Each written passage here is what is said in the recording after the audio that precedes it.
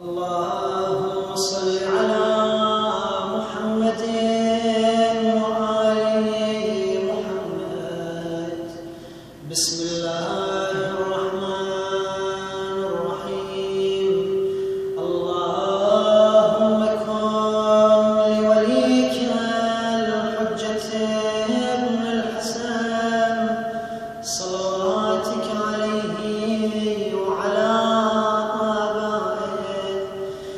هذه الساعة وفي كل ساعة وليا وحافظا وقائدا وناصرا ودليلا وعينا حتى تسكنه أرضك طوعا وتمتعه